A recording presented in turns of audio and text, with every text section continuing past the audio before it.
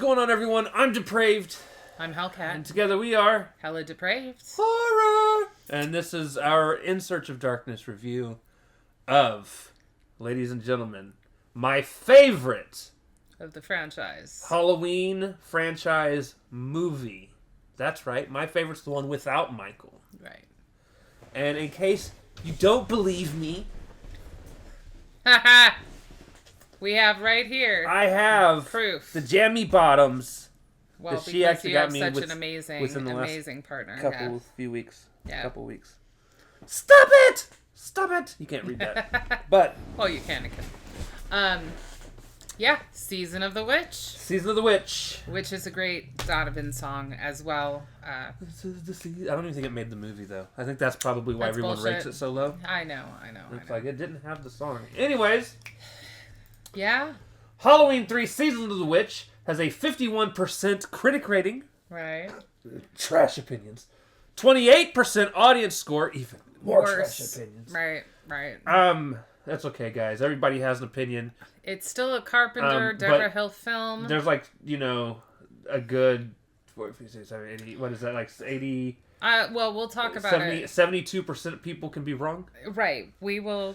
I mean, so this one is solely, I think, expectations versus reality. Right. This was the third one. People were expecting Michael Myers. John Carpenter and Deborah Hill killed off Michael twice. In two different movies. And honestly, Halloween was supposed to be an anthology franchise. Were they married by this point? I don't know.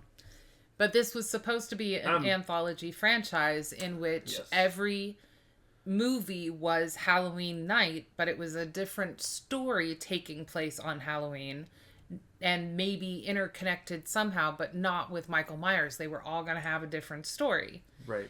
And this, they went out there, they did their thing, they put this out, and it got shit audience hated it because they all fell in love with Michael Myers, which... Michael Myers was only in it as a cameo because they were watching Halloween. Right, on the TV. Just a brief clip. So, this one got shit on, which is unfortunate. Now, people are going back to it at this point, knowing now what the idea was, realizing that as a standalone, it's a cult classic. They love it. But back then, it was just, that was not what they were looking for. I think James with Dead Meat even called this the collective what the fuck. Yeah, pretty much. And again, it's expectations versus reality. It's the only time I've ever wanted to personally yell at James in his face. It's a good movie, motherfucker! Yeah, but I think he was pointing he was more explaining. He was definitely pointing out in terms of, like, what people thought was going to happen in terms of Halloween movies. And right. So then Michael Myers was resurrected again and again and again and again. And retconned and resurrected. And you know how it goes. Yeah. Alright, so this was directed by Tommy Lee Wallace, written by Tommy Lee Wallace as well. Mm-hmm. Produced by Deborah Hill and John Carpenter. Starring, we'll get to that here in a little bit. Cinematography, Dean Cundy. Edited by Millie Moore. Music by both John Carpenter and Alan Howarth. Production companies were Dino De Laurentiis and Corporation and Deborah Hill Productions. Distributed by Universal Pictures. Right. Had a release date of October 22nd, 1982. 98-minute runtime. A $2.5 million budget. And it made $14.4 million. It has no accolades. Obviously. People hated it. It was not received well, as we all know. They hated it. Yeah. And it suffered because of... no Michael Myers. Because people expect dead people to come back to life on Halloween. Right. So with that being said, baby! Hit him with the plot. All right. So, this follows a doctor who has a patient just collapse and then get killed in his... It's in the hospital, but in his care, who is clutching a Halloween mask from a company, brand that he knows his children just got Halloween masks from. And when that daughter of the storekeeper that has collapsed and died in his care, comes in. She wants to hunt down what happened to her father, figure out where the last place he was. He was in the hospital, though, because he was attacked by somebody. Right. Well, and we don't know who it was, other than it was a person that was, like, trying to choke him, and he pulls the parking block out from underneath the tire, and it comes and squishes the guy, and he crawls out and gets away. But then in the hospital, he comes and, like, basically rips his face off. And so the doctor has seen a man in a, like, business suit take off, and when they go to try and catch him in the hospital parking lot, he blows up his own car with himself inside of it.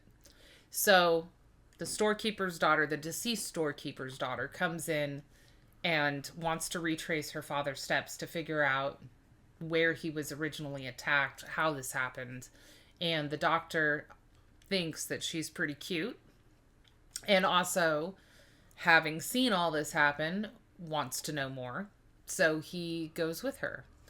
And they find out that her father was going to the factory that produced this series of Halloween masks, which was a pumpkin, a skeleton, and a witch. And that is the Silver Shamrock. And it's located in this small, rinky-dink town. There's only one motel option to stay. They pose as a married couple that is supposed to be picking up a delivery, so that they can get in. But they notice that the town's weird. Like, there's cameras everywhere watching all of the goings on in the town. Like, basically they pose as the married couple so that they can have one hotel room, so that they're not, like, having to meet and talk outside of their own room.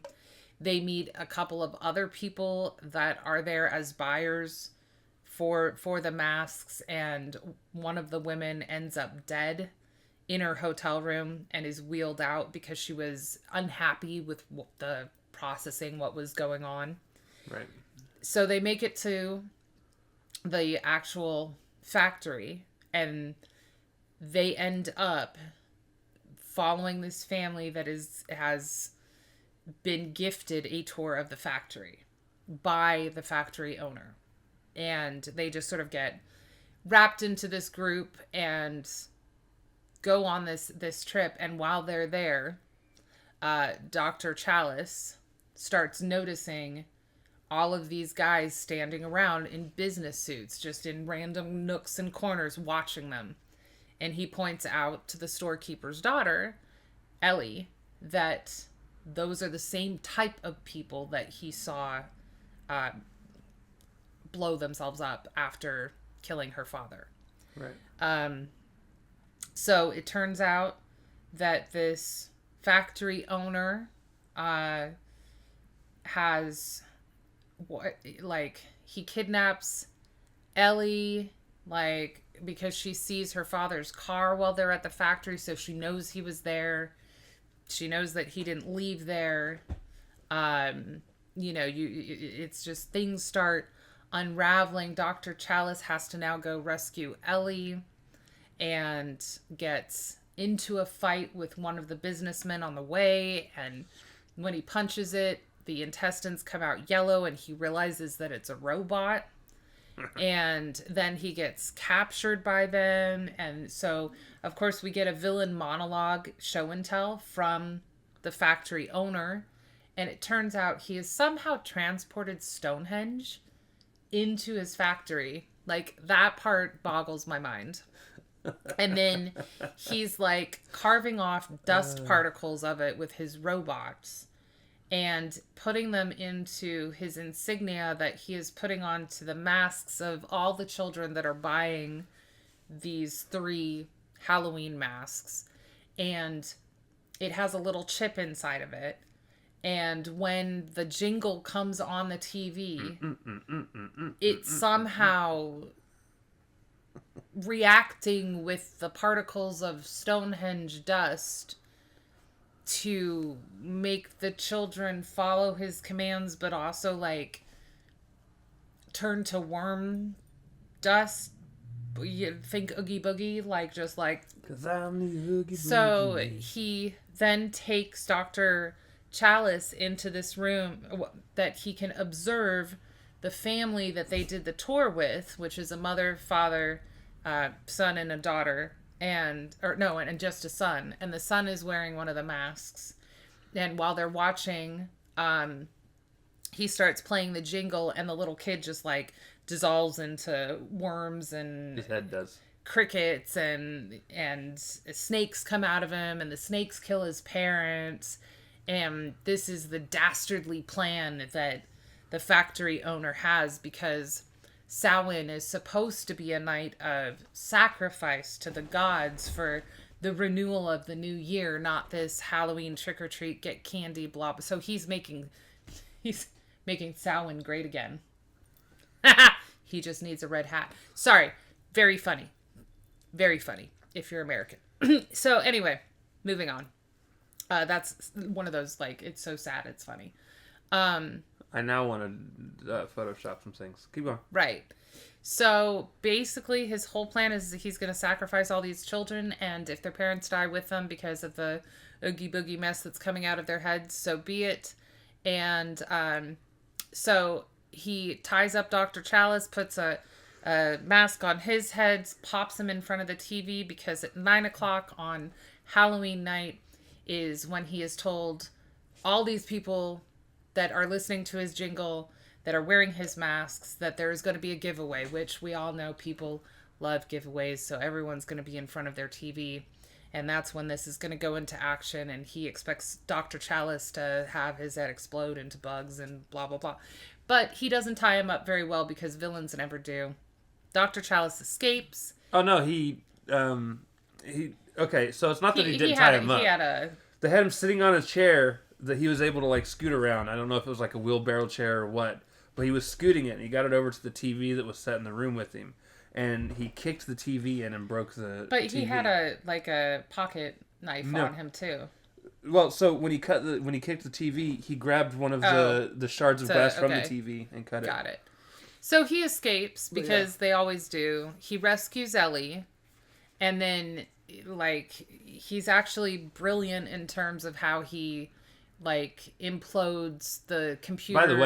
By the way, him taking off his mask and then tossing it from down here and getting it perfectly over the video and perfectly on the camera so they couldn't see him. Right. Was perfect. Yeah. Unrealistic, but perfectly unrealistic. Right. Right. But it is Tom Atkins. We expect these things of him. So, and we also expect females to throw themselves at him within 2.5 seconds. In the most unrealistic ways. Yes. So anyway, they basically blow up the computer systems that would be used to relay the message, they think. And then, the factory owner like gets sucked in or incinerated by this blue light that's coming from the henge. We're not sure. He could have gone into another portal. We don't know where this story could have gone if it hadn't been so shit on.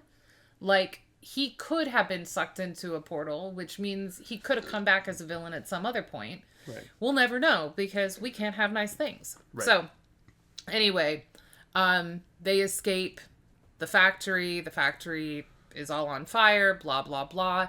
And as they're leaving, this is another fake finish. You think everything's nice and fine, and he's racing to try and stop the 9 o'clock broadcasts. But things are as fine as they're going to be. And then Ellie flips out and starts trying to kill him. Turns out that at some point she was replaced by a robot. Like, I don't know. It's not the thing. It wasn't assimilated. It's like, did they have an Ellie standby robot already? Like, I don't get that part. I have no clue. It's fine. So she's gone. Total loss on the girlfriend front there. But then he tries to call all the television networks, blah, blah, blah. He gets 2 out of 3. Shut off. And so we don't... Loses his shit. Stop it! Right, for the jingle. But honestly, we don't know how many kids were sacrificed that night, whether it awakened the old gods. We don't know. And I'm okay with that. Yeah. I mean, like, I would have liked this to happen. This doesn't have quite the unfinished finish that, like, the thing has. Because he failed. That's how it ends. Right.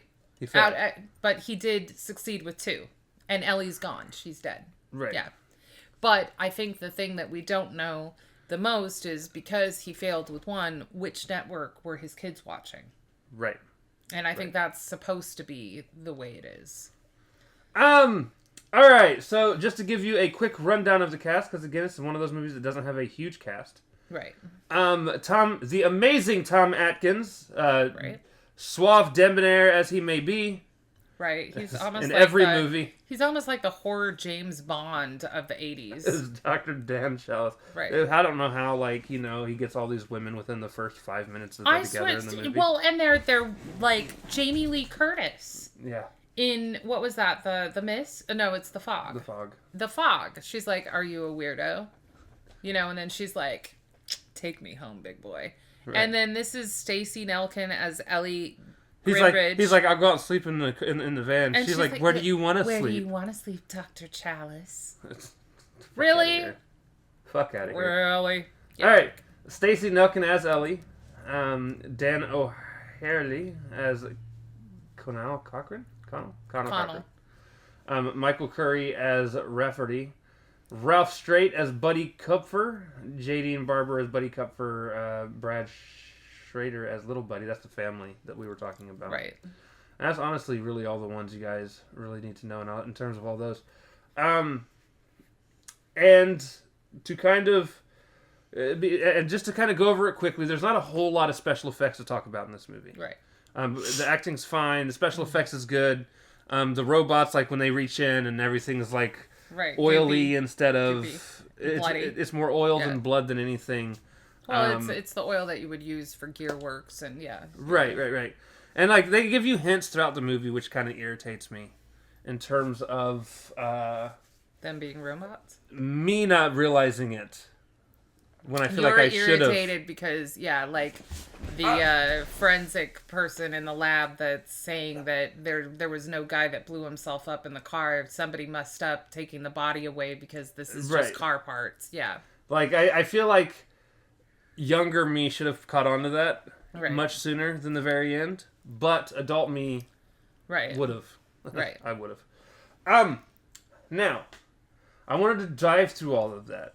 And I'm going to go ahead and go into the judgment section. It's not me trying to rush through things, but there's something specific that I want to talk about with this. I wish this is the path we would have gone for the Halloween series as a whole. I agree.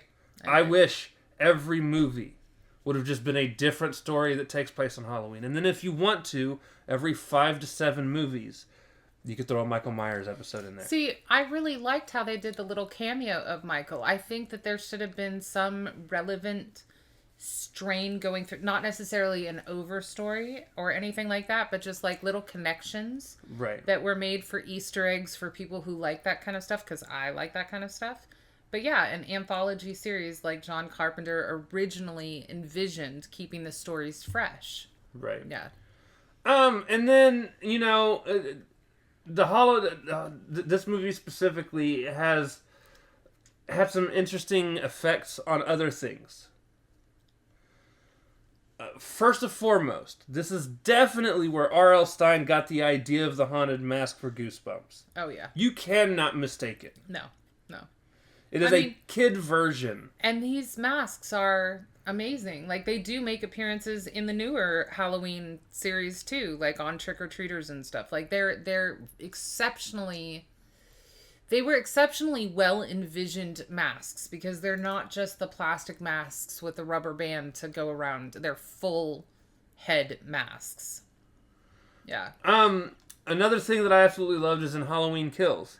The masks make a return as like a cameo. Yep, that's what I was saying. They have a legacy of their own, yeah.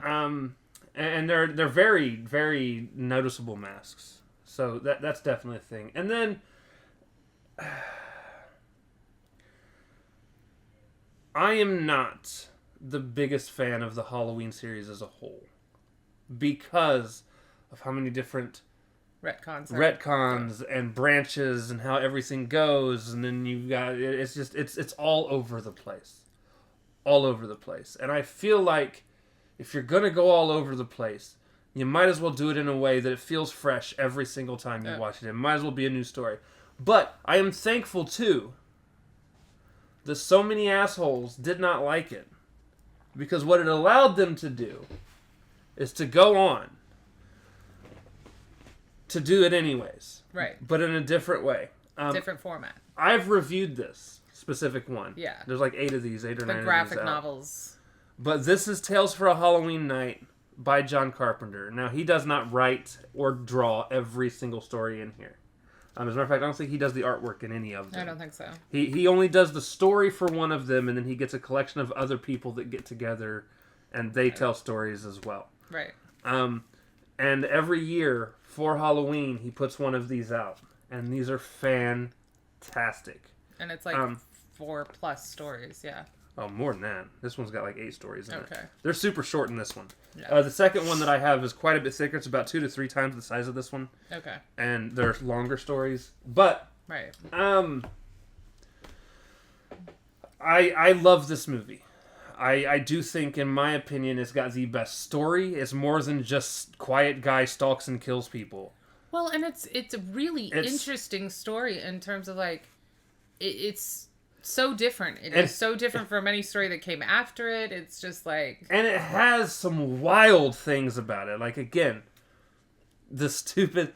First of all, there are some definitely far-fetched things. Not every movie needs to be believable, and I get that. But, like, the idea that, like, this guy can fling a mask from, like, below waist level... I mean, if that's the only... with his arms tied down to the... And he just flings it up, and it lands perfectly on the fucking... the camera to make sure... Or somehow some old dude managed to sneak the entirety... of Stonehenge into this building. Or that the particles of it go into a chip and can change kids into...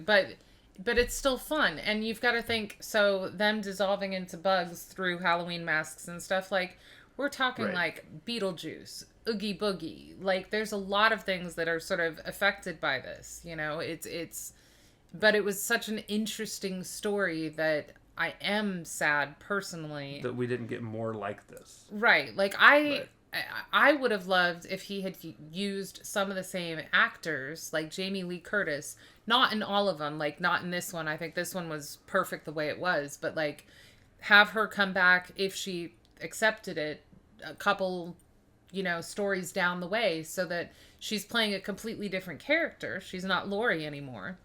But, like, that's one of the things that keeps the continuity of the Halloween anthology franchise going. That was one of the things that you and I had even talked about. I don't know if it would have worked back then. I definitely think it would have been fun to see John pioneer the idea. Mm-hmm. Because it's something that definitely is done now with American Horror Story, where every season it's a new story and they've got the same cast.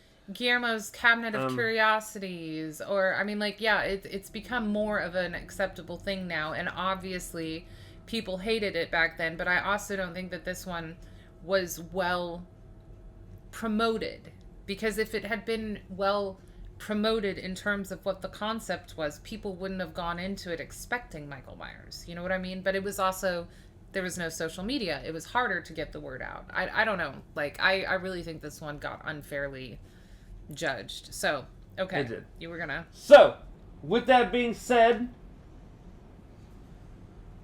I am giving this 4.5 silver shamrocks.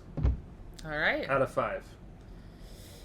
And I give this 4.5 witch heads out of 5. I mean, it's a witch mask hat thing, but yeah, out of 5. Like, I legit do think it is one of the... It's an amazing better movies from the 80s, horror-wise. I do feel like if people would have been more open to the idea of Halloween not having Michael Myers in it, and not being a slasher, they would have enjoyed it even more. And I do feel like what people went into this to do, they went into this when they went to review it back then, they went into it specifically to tear it down because Michael was not in it. So they looked for every little thing that they felt they could bitch about. Right. And every little complaint. It's not Michael Myers and it's not a slasher. Those are the two problems. Right. Yeah. It has, by far, one of the most ridiculous and catchy goddamn theme songs Which it's supposed to be because it's a commercial jingle. Ever heard in my life. To this day, I can watch this movie once a year The song popped up in my head at least once a day. And he sings it at least once every 3 weeks. Out loud. At home. Out loud. Well, sings it, yeah. Where I can hear it, yeah. I love it. It's a fucking fantastic movie. Is it perfect? No, it's got some issues. I'm still trying to figure out when we decided that Tom Atkins was a fucking love doctor of fucking movies. I decided it after we rewatched this. No, I don't mean like we. Oh. We as a society. We as a society have decided in the 80s, yeah. to make Tom Atkins James Bond-esque and have him get all the ladies. I'm here for it, though. Right. I mean, it's amazing. It's just implausible.